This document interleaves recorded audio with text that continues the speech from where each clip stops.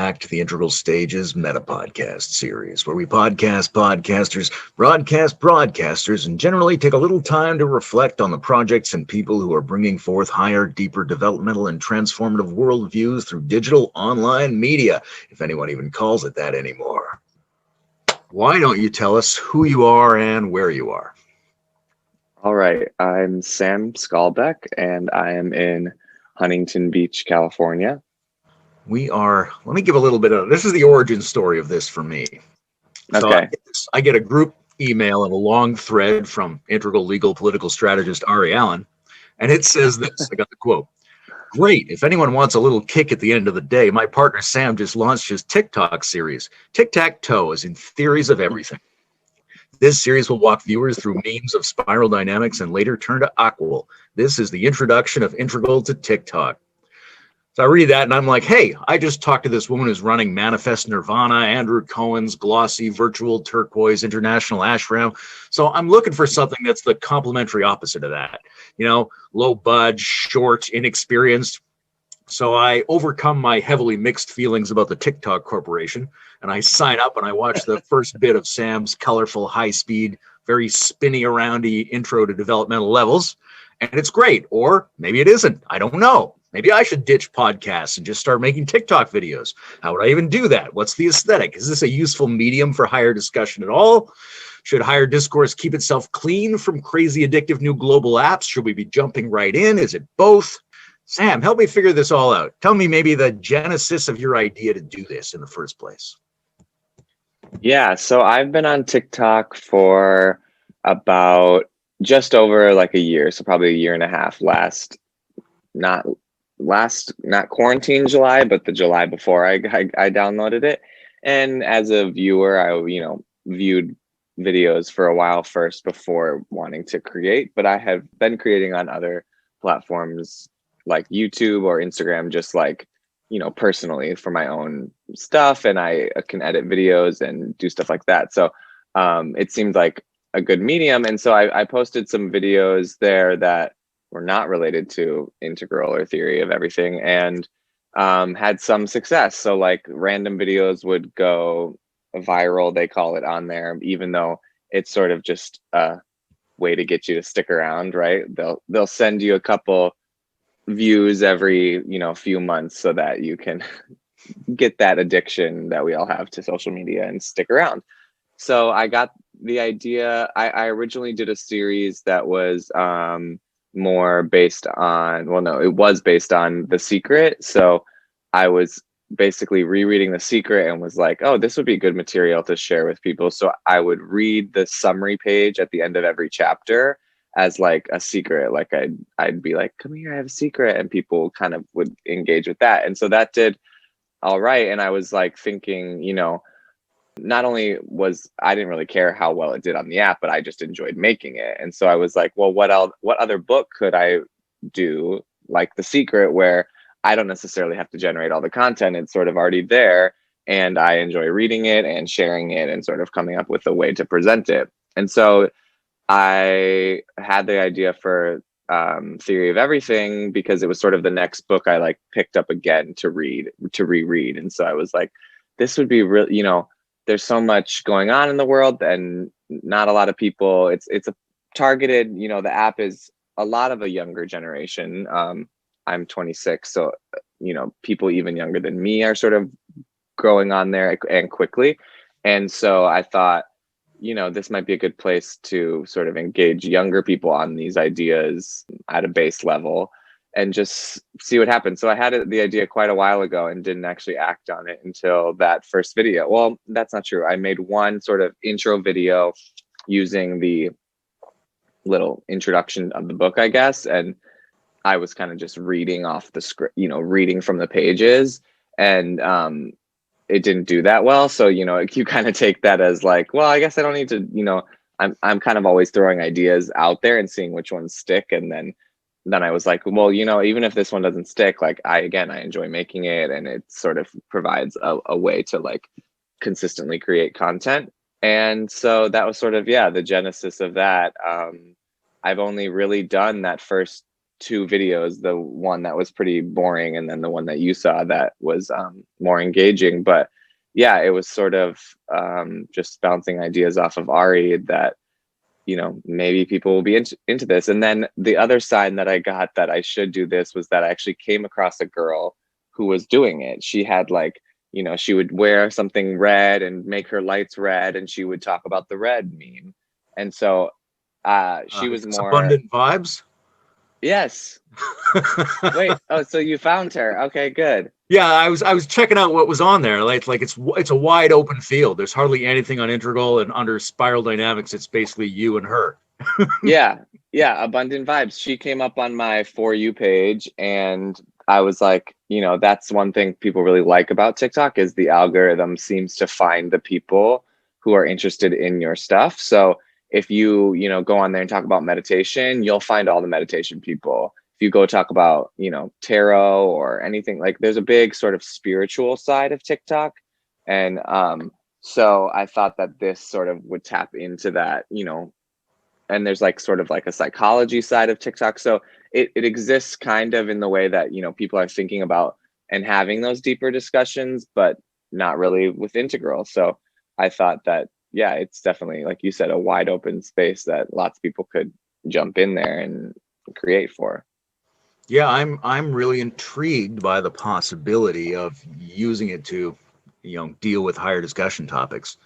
I think most of the people who flatter themselves at thinking they're involved in higher discussion topics all their lives, they're slow to adapt to these things because it seems like it's a medium full of people unlike themselves. Mm. And yet it's definitely been going that way. Like years ago, I used to try to write books. All right, and then it was blogs, and then it's just podcasts now. So like, and I've held off from Twitter. I don't really. It's hard for me to feel that Twitter is useful in any way. But I always, Yeah. and Nietzsche had this idea that philosophy has to return to aphorisms and very compressed little small units that can be unpacked and are provocative. Mm. But it's an open question about whether big visions can be placed in small packages or not. Mm. Interesting. That's a good question. And it's definitely small packages, you know, you're talking 60-second videos. So yeah, it could be, if that's something that works, then it could really work. Yeah. Exactly. And it might be, I mean, maybe our brains are all being changed so that that's the right size unit, or maybe it's the perfect vehicle for introductions like you're doing. Right. Right. But at the same time, like I'm trying to figure out, like I was talking to Bruce who edits this series. I'm like, maybe we should just, because we don't even take out like an 8-minute sample from a 2-hour interview and be like, hey, here's the bait part. But we were thinking maybe we should just do 30 seconds of each video and run it on TikTok. And then we thought, well, what would we do? Would we even try to do a lot of content, or would we just try to have like a weird little engaging thing where people are like, what the fuck is that? Then they want to check it out. Yeah. No, When you look at it, what are you looking for? What do you find is really engaging type of content in this medium? yeah, it's a lot of the authenticity is what people are oftentimes looking for. And me too. Like, I think that, you know, something like this, the reason it wouldn't necessarily work on like Instagram is because it's sort of an app that glamorizes like luxury, and it's sort of this like over the top, like everyone's living this You're broadcasting perfect life on Instagram. Yeah, the highlight reel. And TikTok is very much more like the meme spot, and I don't mean that to reference theory of everything. It's more like memes as in like, you know, funny videos that are like cat videos, or so it sort of has that more authentic, less edited, more, I mean, lots of things on there are very edited, but they want to present themselves as off the cuff and just me talking to you or whatever. And there are a lot of content creators on there who now do, you know, have big camera setups and they edit out of app and then upload it to the app. But a lot of the, you know, people are just using the tools that are on the app, their basic videos, add the music, you know, depending on, yeah, what you want to do. You could do like a screen grab of a snippet of this that's, you know, in the vertical format and just the most, you know, provocative it could even be the other thing about it is like 60 seconds is like long for TikTok. Like, it's kind of combining the app, the attention span of like Vine, which was 7-second videos, and like, Dub Smash, which was like, lip syncing. So it's sort of that combination. And so if you did like even, a one liner from a podcast that's like really provocative, that is sort of, you know, when you're talking to someone, you get to that one realization or something, and then you take that little snippet and put it in on there, and then it's like, link and whatever to hear the rest of the podcast and something like that.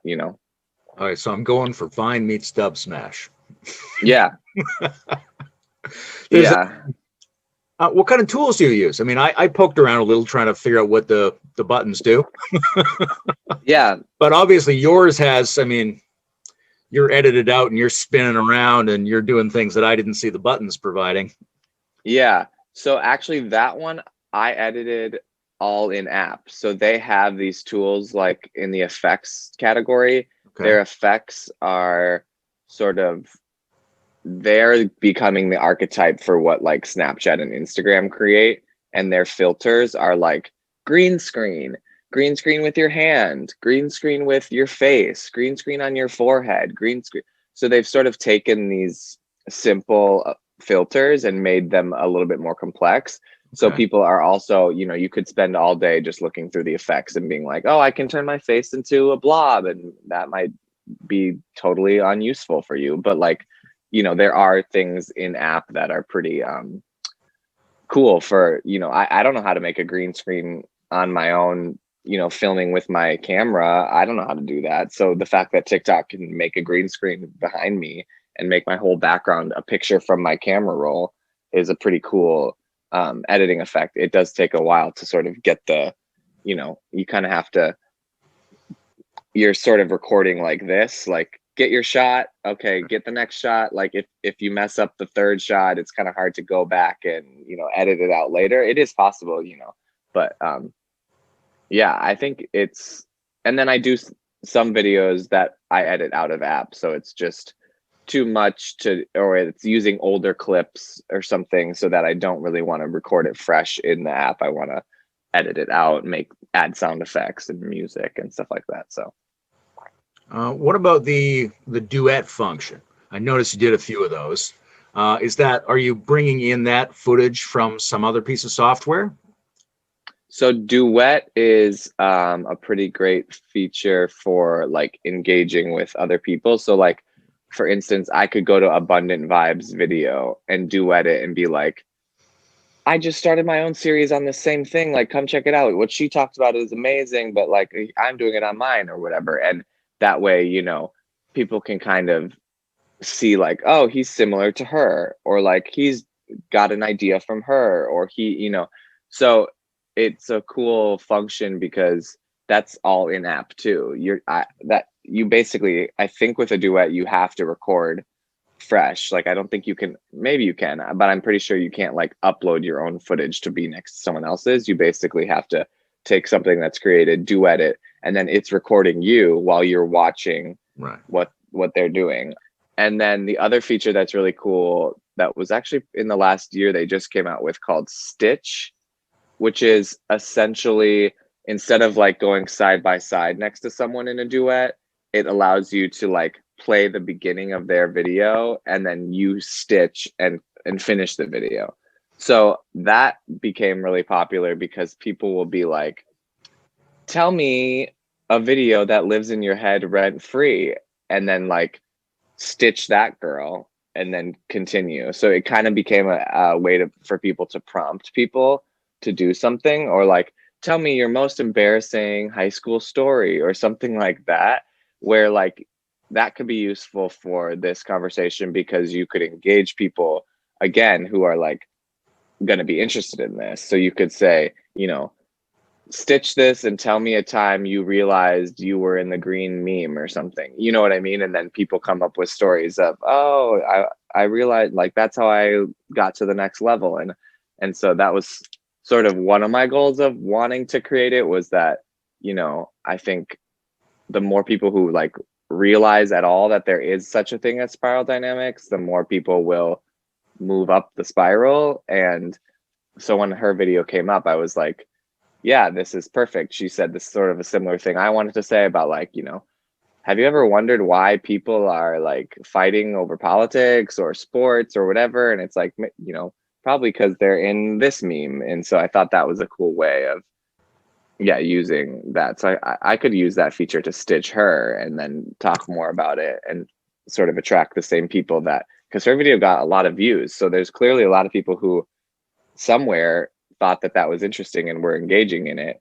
And even though she's not talking about it anymore, there's people out there who want to learn about it. I had this flash in my head when I was watching some of them. There's a guy, my pal Steve McIntosh, author of Developmental Politics, old time.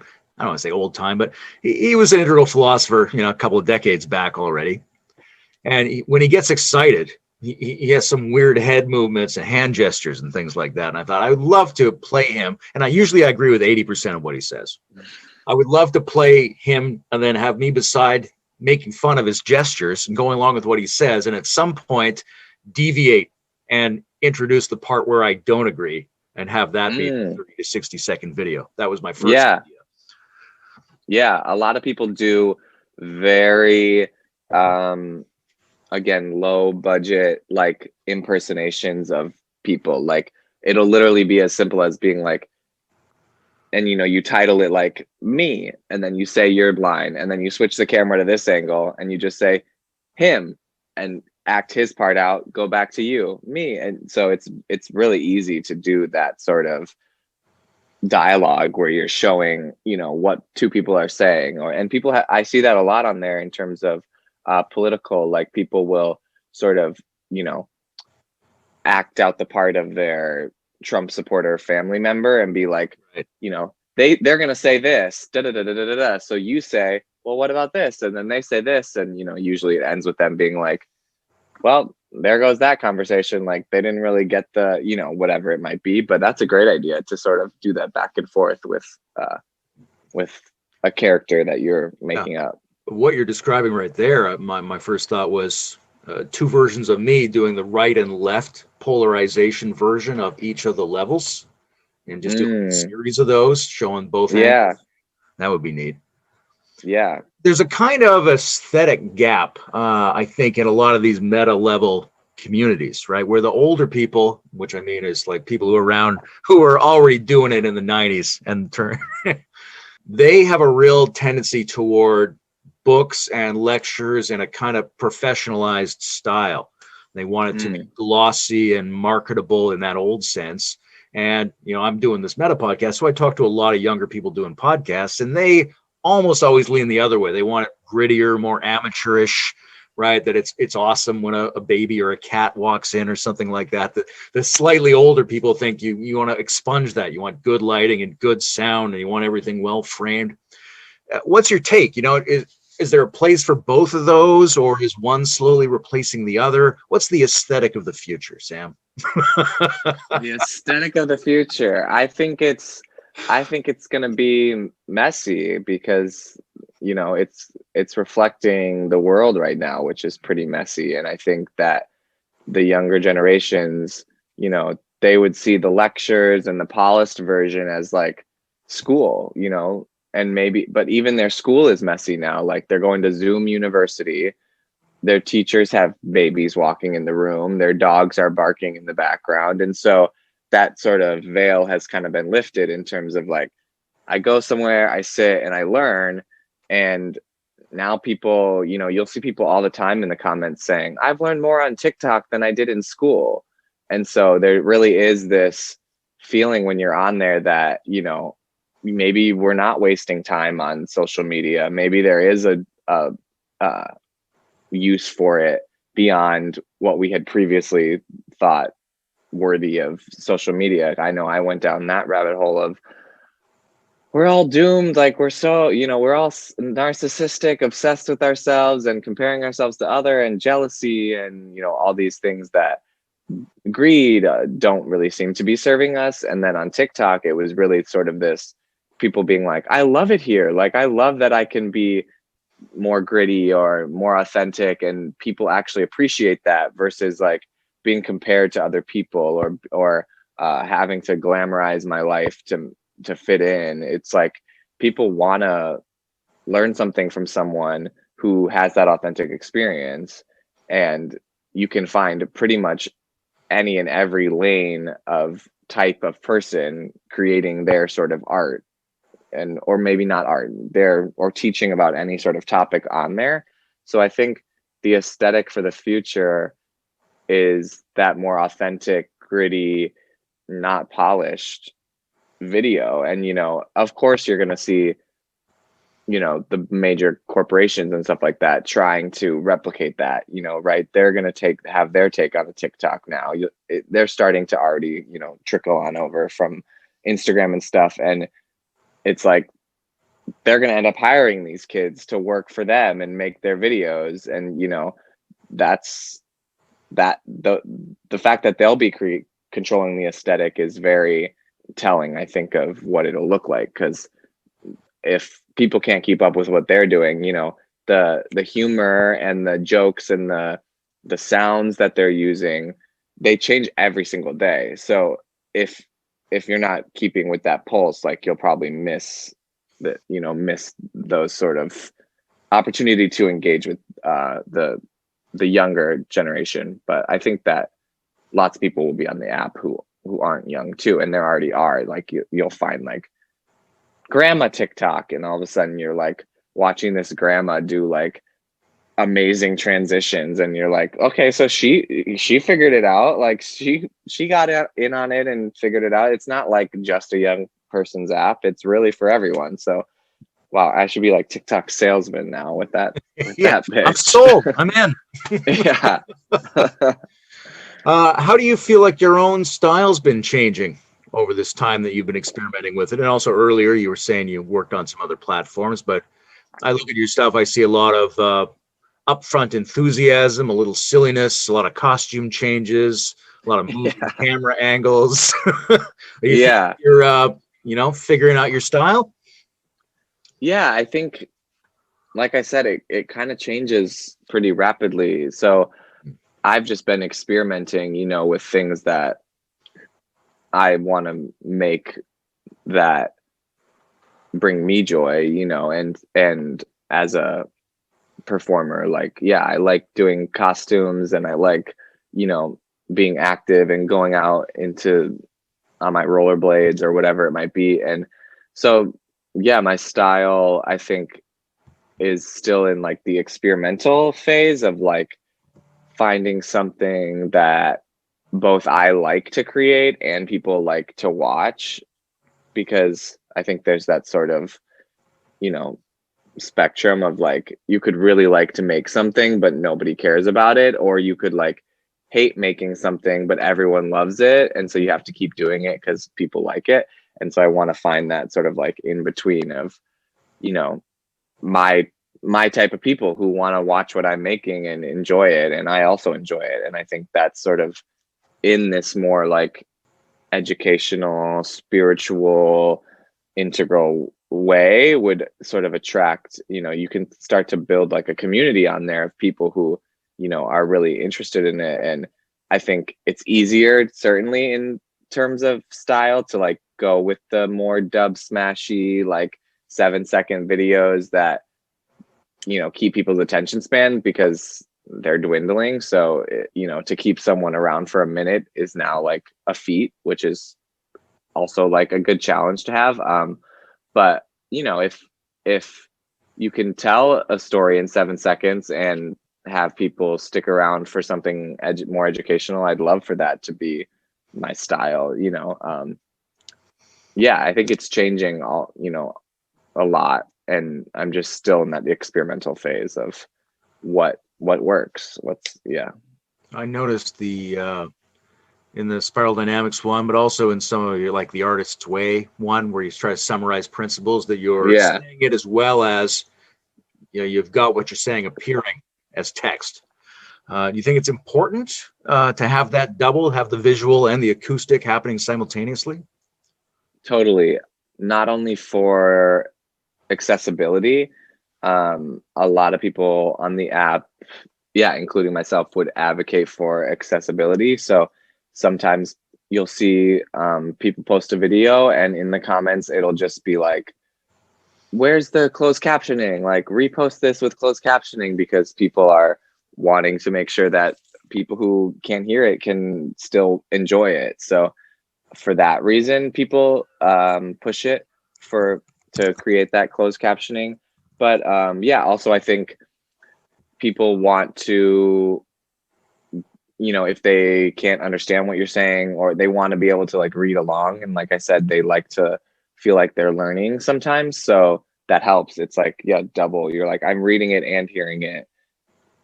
And then, yeah, for accessibility's sake, I think it's definitely like a necessary part of it. I don't know if you know Marshall McLuhan. He was sort of a media philosopher in the 60s. But his Okay. idea was that we used to be super specialized on our eyeballs for a couple hundred years when we got like books for the first time. And we Mm, use your eyes and the brain part that controls your eyes to like decipher all these super dense, tiny squiggles and make meaning out of them. So we were like super eyeball people from, mm, 1600 to the 1950s. yeah. As we started to transition to electronics, his idea was that we're going to use less of our brain on our eyeballs and more on our fingers and ears. And so they're all going to Mm, kind of balance out. And so you're going to have a kind of finger, ear, and eyeball mishmash style, which makes a mm. lot of sense because you're doing a lot of this. You're also listening, and people read stuff online and they say that they heard it. So I think Right. it is probably very important to get the acoustic and the visual kind of in balance to be appropriate to the digital medium. Hmm. Definitely. But maybe I'm overthinking it. Uh, No, I think that'll be important for sure to keep those in line. so why any of this content? What was the interest? Why did you get books on integral theory or spiral dynamics? What led you to be interested? Yeah, I think I came at it through, yeah, I think through more like spirituality, because I went to school for like musical theater. So I was studying like singing and dancing. And so they're not talking about really integral there. But then, yeah, I think through meeting Ari, and just like he has all these books. And so I would read like, you know, like The Secret or whatever. And you're sort of talking about something bigger than yourself and laws of the universe. And so he would say like, oh, well, why don't you read, this book? And so I just started reading different books that he had. And then, yeah, I was working on a cruise ship, so I took a bunch of books with me there. And I think that's when I first started reading it, and then was like, you know, it took a couple times, like, I gotta try this again, read it, get more further through it.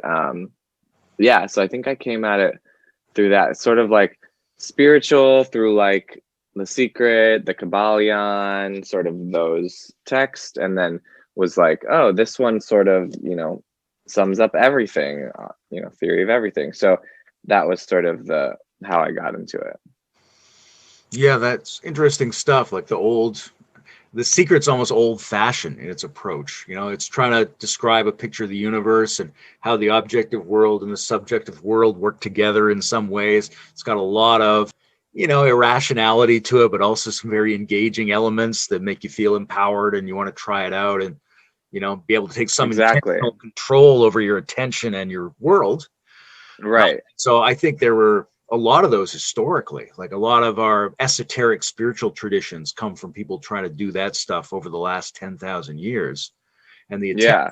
to do that and also add in like rationality and postmodern critique, it's pretty engaging. But like you say, it's stuff you got to reread to really get into. Yeah. And I think, a book like The Secret is much more palpable, and you can sort of apply it right away, whereas this felt more like, again, like a little bit more of like an educational text. Like, I'm reading something for school, and I'm going to be like marking it and like trying to analyze it, versus just like, leisurely reading it.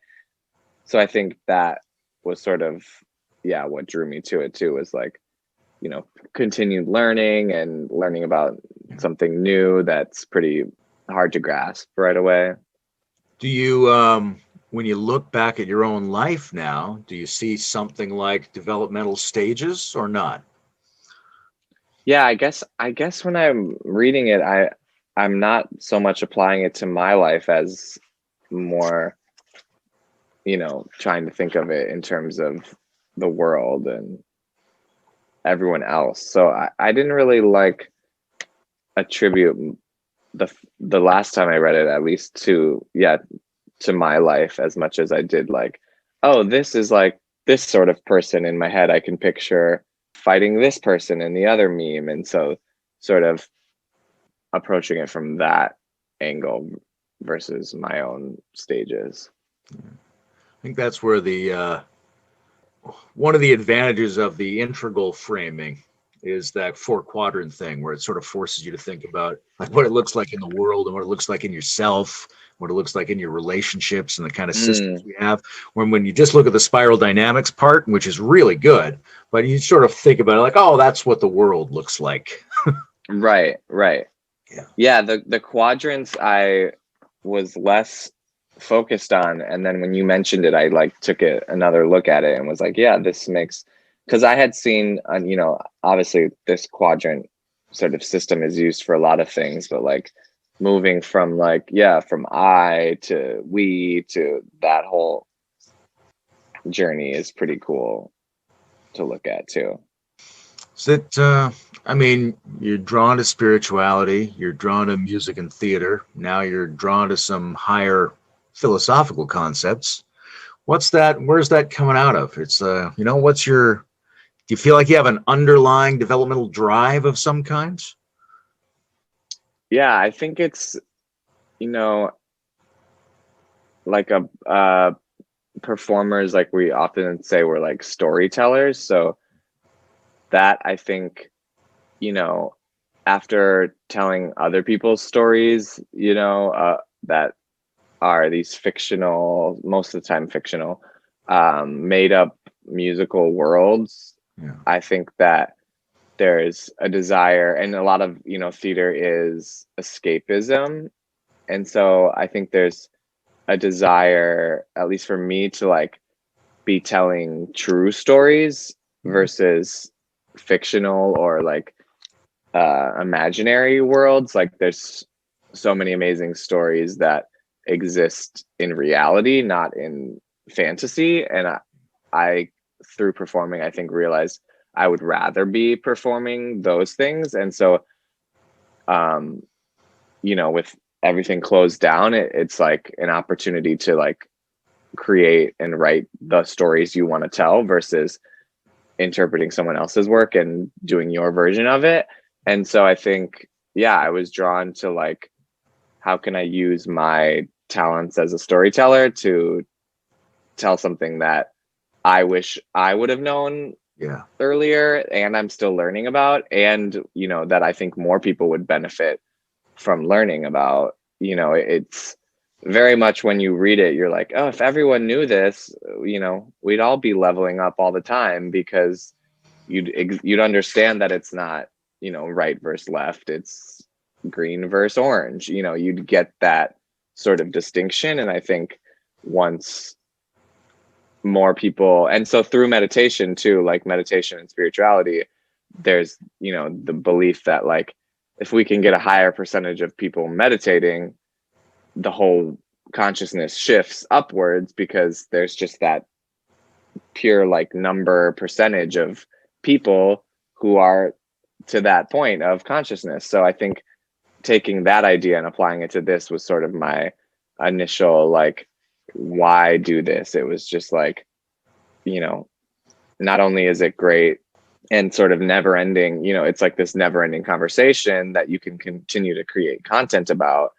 And then also you're helping people sort of level up within the memes. And then also I was like, if by teaching myself, or by teaching other people, I'm learning more about it myself. So that was sort of the impetus to go through these stages. Yeah. Yeah. It's, I mean, it's easy to critique people for outputting information before they've really assimilated it, but I've always found you don't really assimilate it until you try to output it somehow. Yeah, that's a good way to put it. Yeah. You learn through the sharing of it. Yeah. Yeah, because you have to put it, I mean, you have to do something to that information to make it shareable and to guess that it's going to be understandable to someone else. And you've modified Hmm. it in a way, I think, that helps your system digest it. Because too much, Right. there are a lot of people in these scenes that are, they've taken it in and they can regurgitate it, but it hasn't necessarily gone into their heart, hasn't gone into their body, hasn't gone Mm, into their life. So figuring out how to make this information digestible is almost more important than just having people hear it. right. Because it's like, yeah, it's like studying. It'd be like for me, studying theater and knowing everything about the history of theater, but not actually being able to do it. Yeah. Yeah, and I think that was sort of where I'm at in the process now of making these is like I I didn't go on to like break down the levels yet because I wanted to like make sure I had something for every, like had a something Yeah. for every level, or even like doing a first video before going into each one that was like, here's all of them, like Abundant Vibes sort of did. Like she had one where she was like, here's beige, here's red, here's blue, here's orange. And so finding that, what you were saying, like the way to regurgitate it but in a simpler way, was sort of why I was like, oh, I can use meme formats like to describe the memes. So that's sort of where I'm at now, is trying to like, I've been gathering like, all the different meme formats and being like, okay, how could I explain this in a way that people who understand memes would understand if I just add in a few words here. So what do you think of, who do you think of when you think about beige? What's your, cartoon image of the beige world? Well, I have this. Okay, so if I can show you on my phone, I have a few memes that I think actually do sort of fit the the Sure. vibe of each one. So, well, I'm still figuring out which ones go where, but I think beige, I think of like a caveman, right? Like it's supposed to be like archaic, whatever. So I have like this guy, a SpongeBob, Okay. Yeah. a SpongeBob. SpongeBob meme, or this one is sort of like in that same era of like caveman, which is, it says behold the one commandment, and you could sort of put like an idea on there like survival, and then just describe it as like, Yeah. this is all you care about in this meme is survival. So that's what I had for beige.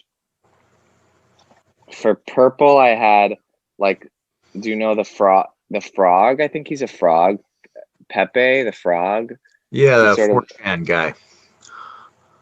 Okay. Pepe so the that one's more the mystical guy. He believes. I found another one that he looks like that. Okay.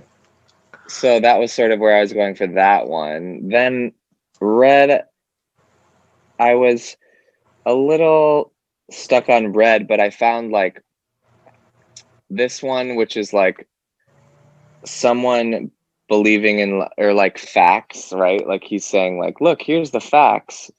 Like I found this book and like believe in me because I have this book. So I thought that could be interesting. But then I also found, because they talked about, isn't does royal families fit into red, like sort of believing like I have a queen and she's my ruler, sort of. I can't remember if that's Yeah. Some of that stuff might go in blue. in blue. So then I found her. I want to break free. The sort of wanting to, that's sort of the, right, in red to blue is sort of breaking free of whatever. And then herd mentality is more, I found a herd mentality meme that I thought was good, so I was like, I could put that into. And then this kid, the success kid, I thought I would use for orange, like strive drive, Yeah. very much him. And then who was this one? This meme format, I wasn't sure what to use it for, but I wanted to use it at some point because it's pretty, recognizable. But Yeah. I wrote science on the girl he's looking back to, so it's sort of like, I think that's moving to green is when you're like into science. Is that right? Yeah, different kinds of science. I mean, science starts with An orange, orange. but that's Yeah, like classic science. And then like new science is all green. got it. So yeah, I wanted to use, and then I had some other just like good, meme formats like this one, which you could like sort of help. You can add in any words to sort of, tell a story about the fighting between the two memes, of different. So yeah, first I wanted to sort of get that base level of like, if I can only show that one picture and be like, this is what represents beige in 7 seconds, like that, I wanted to find one of each sort of meme before going into like, yeah, this meme means this and expand on it. So Yeah, that's pretty good. Those are that's like the classic meme library images.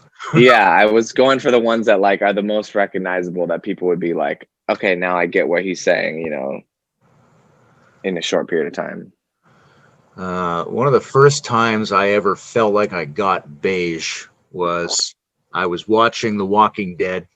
And then the next morning I was out at a cafe and I watched these homeless people come by wearing like rags and shuffling around and barely being articulate and just plucking stuff off the ground, like cigarettes, things like that. I thought, oh, that's the zombies, and the homeless people are also pretty much exactly what the cavemen were doing. It looks nicer when the cavemen do it, but they were wearing bloody rags and being inarticulate and shuffling around and just picking stuff off the ground, that kind of thing. Right. That's a fun, Right. that's a fun world. And I think, I don't know, like the acting thing is interesting to me, the theater part, because one half of it is storytelling, and why not tell a really big story if you like storytelling? And the other part of it is role playing. And it seems like being able to enter into different persona is a way of unleashing blocked shadow material, but also expanding the complexity of your psyche. And each of these levels is a different character that you can inhabit. Right. That's what, in some ways, the more evolved human is the one who can more fluidly access information from a broader spectrum of roles. Right. Yeah, and that's an interesting perspective too, of not just regurgitating information. Like, not anyone could do that. Anyone could read this book and sort of do what I kind of did with my first theory of everything video, which is just like say what, say the script, but then to be the character, like you're saying, might be a better way of getting people to understand where they see these different types of people in their life, or types in people, I also think about it in terms of sort of where the camera is. Like, the maps they show at the beginning of Lord of the Rings or something like that. And you're like up above a couple of kingdoms, right? I think that's where Blue sees the world from. It's like, here's our country and another country, and they're terrible over in that country. And we have a big group of people, and we have our customs, and we have our magic book and our rules. And so they're looking down over a local area. Blue people don't really know about the whole planet. They'll probably still tell you the world's flat. Right? Whereas the red people are looking down from the top of a totem pole or from a nearby hill, and they can survey the region. They don't know about the nations, but they know their area. And the purple people are like, they're camping. They're around the campsite. They're always one step away from returning to the bush with the beige people, but they got an area where they can like hang out and tell stories and respect the elders and things like that. Yeah. And then the orange people did that. It's like the camera lifted off the planet and suddenly you saw the nearby solar system. We're like, hey, we go around the sun and we're all on this same wall together. Where they become international, but also kind of solar. And then it's hard to know where the green people place their camera, because the green people diversified into like 30 cameras and send it in all directions. And they're like, all cameras are equal. Yes, it's relative. It depends which camera you're looking from and when, and there's multiple timelines, and gets quantum time travel-y, pluralistic. Yeah.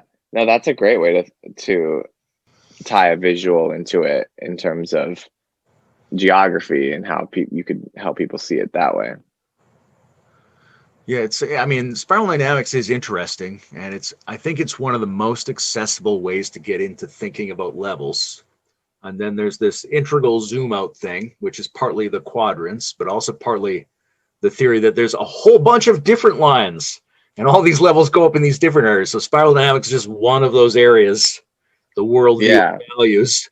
But I might find those same lines on my emotions or my meditation practice or whatever it is, my ability to play the piano or something. Right. And then you get a slightly different vibe about it once you've seen it, once you've been able to think through what it looks like in all those different styles.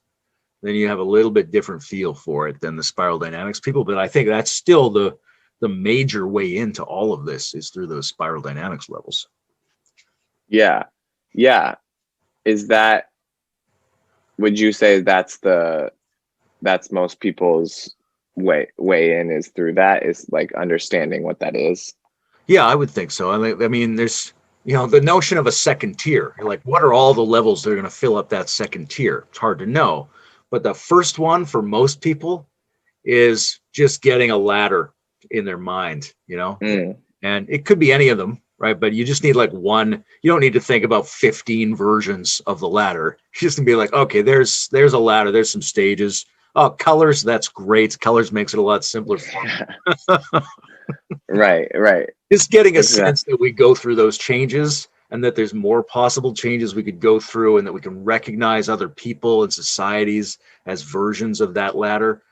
I think that's the first level of the second tier. Then when you've really Right, got that, hopefully when you've really got that, and then you start to go, all right, let's make it more complicated. right, right. Yeah, the other sort of lane I was considering taking it was through like, you know, a lot of times in spiral dynamics they talk about like, oh, this is the terrible twos stage, or this is this stage of infancy or whatever. And I think that's, relatable to people because everyone's like, oh yeah, I know a baby right now that's in my life, or I was a baby once. Like they can sort of understand, like, they might not be ever have been a caveman, so that might feel a little far off of like too far away from people. So I thought, oh, maybe the baby way of like explaining how like you kind of develop through these throughout each person's life has these stages, not just cavemen to, Yeah. feudal empires or whatever. When I was, I want to say 6, I mean, Superman, Conan, like all that red shit. Everybody I liked was just a super strong, legendary, magical character who could Mm-hmm. on all the other magical characters. Yes. Right. Right. Exactly. Like I would make, we had a creek, right? And I would get these reeds and I would tie them together to make fake chains so that I could burst out of them. Because somehow, Mm, in order to organize my life, I had to feel like I was an individual human being overpowering all the natural constraints. right. That makes sense. That's my red touchstone. Yeah. Yeah, that's an interesting place too, because that's sort of what you asked me earlier was like, do you have a touchstone for each Yeah. meme? And I don't think I've actually done that work yet. So to do that would help me sort of understand and be able to say quickly in the videos, like, you know, red is this, here's the meme, look at it. You can understand what this is because maybe you recognize it. But also, in addition, it's that time you were a kid and you wanted to do that because you wanted to feel, yeah, that would be a good sort of way to organize it. I'm intrigued by this stuff. I'm intrigued by what you're doing. And my girlfriend is always like, why don't you make a simple one and we'll talk to the kids about it? And Yeah. I part of me really wants to do that, but at the same time, what excites me is like nuancing the model past itself Right. on the other side. But I do want to, come back to the introductory overviews and the basic stuff because I think that always helps you clarify yourself, trying to simplify it, trying to make it accessible. Right. Yeah, and I think just even, during these obviously turbulent times, it's like we all want to dream of that better, Yeah. where it's like, oh, we've got it all figured out, all that, and then it's like comes back to that idea of like, the more people we can get to up level, the more, we'll have less homeless people in beige, and we'll have less people fighting over politics, and we'll have less people doing all these things that we're looking at right now. It's like, is this ever going to end? Like, how have we not figured this out yet as a species, that like everyone should live, To be able to respect each other is a huge part of getting that done. Like, I'm mostly a Bernie Yang kind of guy, but you can see that there's a huge number of people at Blue in the country who think there should be a strong hierarchy and a Christian authoritarian system, and they Yeah. feel incredibly disrespected, and it makes them kind of crazy. Right? If only we could enfold and understand their aesthetic and their vibe and let them know that we appreciate them and there's a spot for good Blue. You don't have Right. to suddenly break away from that and become modern or postmodern. We've got to figure out how to stabilize each of the levels so that people at that level have the natural opportunity to grow, rather than, showing up and buying out their farm and throwing them into a modern school and telling them something they don't actually believe yet. And then they just got to pretend they're modern people now. Right. Or fight against it. Yeah. A lot of people not are want anything. emotionally like not up to the level where we hypothetically are as a society. Right. So emotionally, like they're operating from that everything relies on the Bible, or everything relies on something that's everyone else, not everyone else. A lot of other people have moved past that and have Instinctively they're like that. Like, you can go to school and they say, what's the shape of the world? And you're right, it's round, because you want to pass the test, fine. But inside, you still think, I don't know, it doesn't look round to me. And even if I agree, I'm just agreeing because they said it's in a magic book that says the world is round. So it's right. like I'm still believing the Bible when I just believe the science I heard about. Right? So I think a lot of people are kind of fake orange, and then you get a kind of fake, you get these weird versions of orange and green that we're suffering through, because a lot of people didn't authentically buy into the new level, because the school system sort of just rushed them into saying the new stuff. Right. Right. So how do you get people to really buy into it and realize that they're at that other mean, Yeah. and that's what you're talking about. The quadrants comes in. It's more about applying it to different areas of your life. You might be operating, like you're saying, emotionally from one, instinctively from another, in your career at another. Yeah. So it's not, and that was sort of the realization I had when making that first video, was like, it's not types of people. Like, you're not just like, you're a Blue and you're a Trump supporter. It's like, no, you're blue sometimes, you're green sometimes. There are different types in you, versus you're not just one type. Yeah. We're all a mix. And also it's an authenticity issue. Like, in order to get those quadrants together, to get different parts of yourself to that same place, makes you authentically sort of at that place. A lot of people who can talk from a place that they're not really at. Right. That makes sense. How long have you and Ari been together? We've been together for almost 3 years. Yeah. Or just over 3 years. Politics around the dinner table? A little bit. Yeah. Yeah. I'm always like listening and watching stuff with him. And yeah. Yeah, he's got he's he's a great facilitator. And he's very serious on some big important issues. So it must be an interesting guy to have around to talk to. Yeah, he's got, the education side. So that gives him that ability to sort of, organize and lead that stuff. And then the more, deeper philosophical stuff is great to, talk about and learn more about. What else? Yeah, let's get personal. Where are you from? Yeah. Where'd you grow up? I grew up in Wisconsin, but I was born in California and lived in Nevada for a little bit of my life, and then grew up in Wisconsin, went to college in Wisconsin, and then moved to New York after graduating. And then that's when I met Ari, and then we lived in New York. I was traveling a lot for theater and dance and working sort of all over the place. And then, yeah, we moved out to California just over a year ago. So, Midwestern gay and off to the big city and then out to the leading edge. Yeah, exactly. All over, just pushing it. Yeah. What's your what's your sense of where the country's at? I'm in Canada, so we're suffering the same things, but we've got a more people-friendly system up here. And yeah, where our news is not nearly as exciting as American news. We're just watching what appears to be a rolling catastrophe of some kind.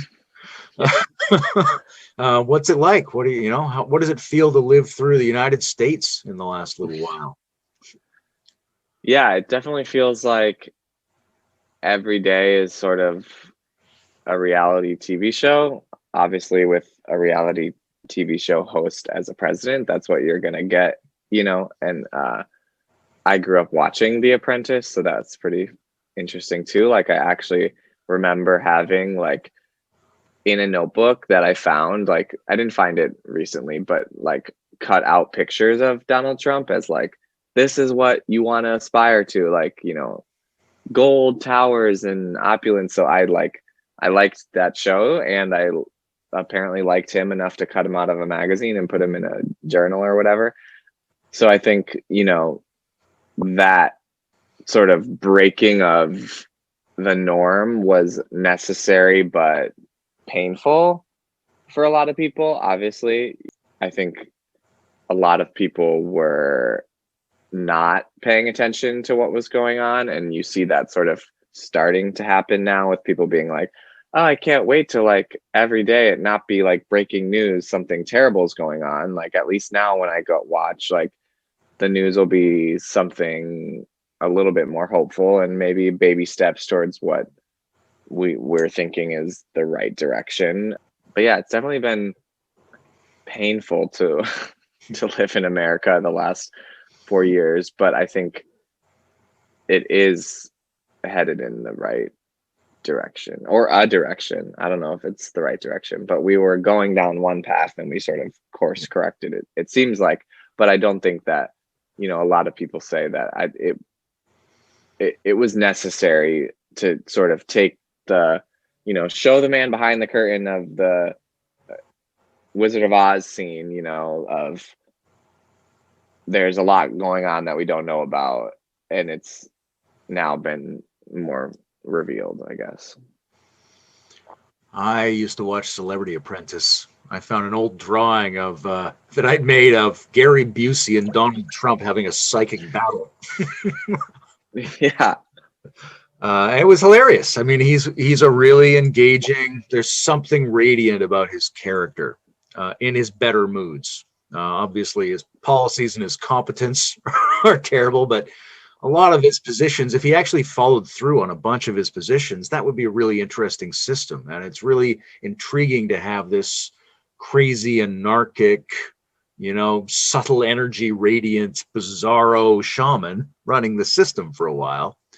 Obviously, there have been a lot of bad results for a lot of people, but I'm torn because part of me is like, oh, good, it's calmed down. Maybe it's back on track. And yes, by all means, re-sign the environmental accords and things like that.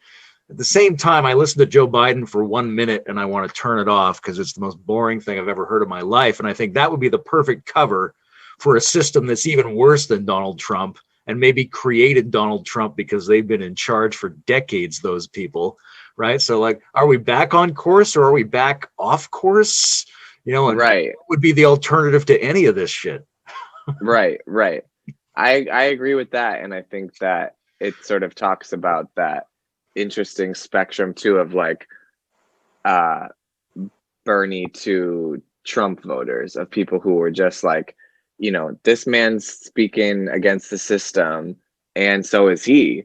So I can understand that swing vote that goes that way, and how If it had just been Bernie, things could be so much different, because it's like someone inside the system, but who's also against it, versus someone who's outside the system and against it, is sort of a lot more destructive than I think we were ready for. But I do agree that, yeah, you hear the new president speak and it's just like, oh, so this is where we're at again.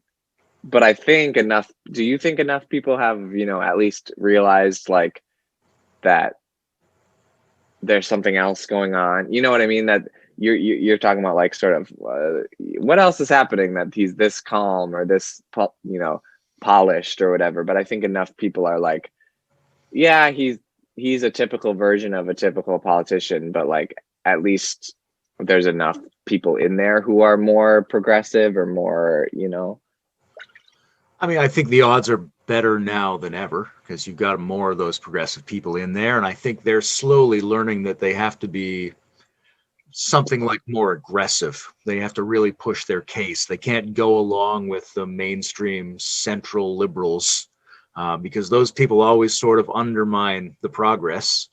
And maybe that was fine in 1950.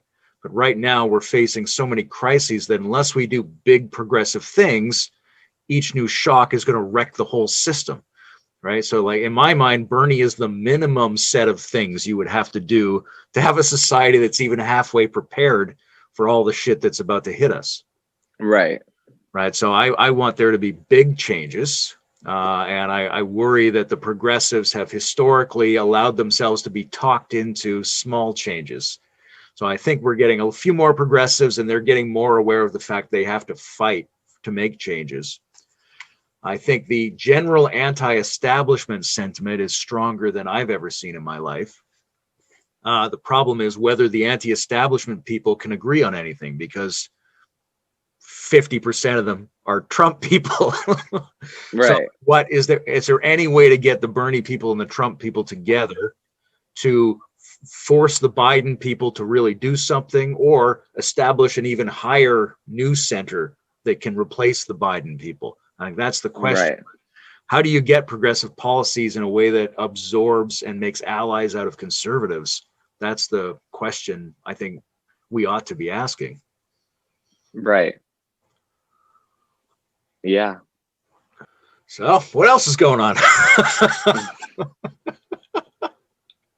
Just thinking how to save the world, What kind of meditation do you do?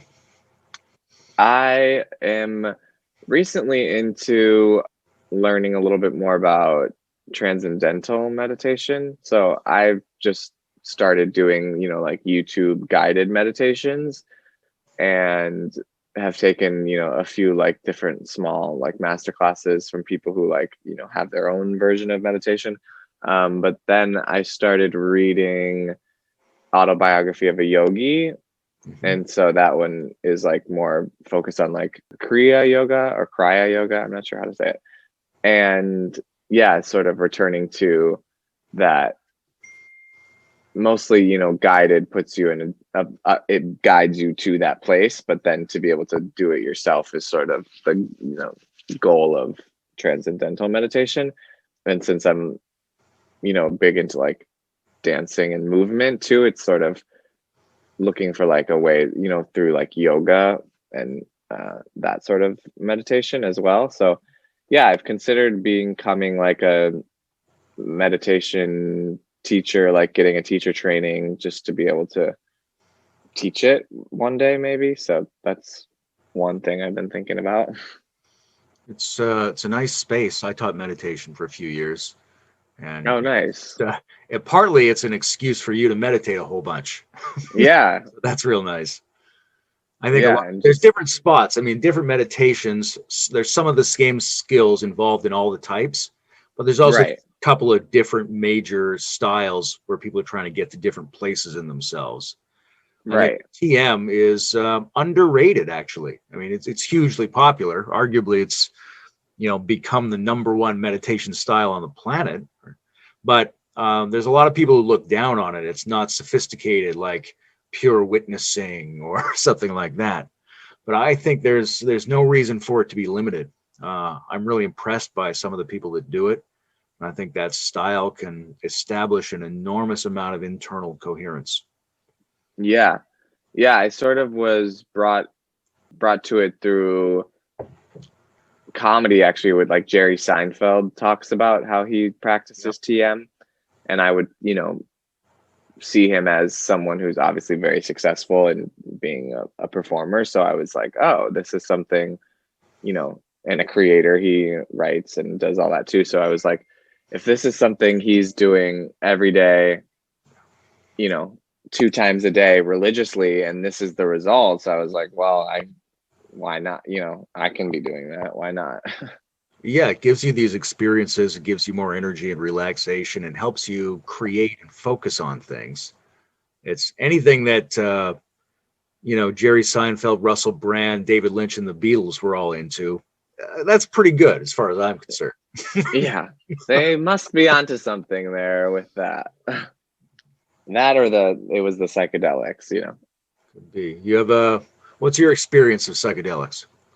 Limited, but hopefully expanding. Like I've pretty much tried everything and done most everything. More recently, shrooms, and then but it in college it was like experimenting with like LSD and doing all that, but most of the time like in a group setting or something of that nature. And it was like one of those things where like I always wanted to be in the creative space while doing it, but could never get the group energy to go there. It was sort of like I was in theater school, you're like, living and creating with like all the people in your program. And so it was like we were kind of already doing that in our life. Like, so to then people wanted like to escape from that and just like be. And I was like, no, but we can like be and create, like we can do both of these things together. So that was sort of my initial experiment with them. And so since then, I've done them here and there, but have always been interested in like, how people got to create while experiencing them, or create things after because of them. Who are your creative heroes aside from Jerry Seinfeld? Creative heroes, definitely David Bowie. Mm-hmm. I'd say the Beatles, David Bowie, the Beatles. I love more like, or still alive, I guess, like Lin-Manuel Miranda of Hamilton is a pretty big inspiration. And then who else? Yeah, those are probably the biggest ones. Did you see Lin-Manuel Miranda on Curb Your Enthusiasm? I watched Curb Your Enthusiasm, but I am not like remembering that I saw him on There's it. like a season where Larry is going to do a musical, and then Lin comes in, Yes. co-write it with him. Yes, I did see that one. That was pretty good. Yeah. Yeah, they have listings all the time out here in LA, and I'm like applying for like different, basically like background jobs. I'm like, if I got on Curb Your Enthusiasm, that's like a, bucket list. That would be awesome. I would like to see you on there before Larry dies, which might not be too long from now.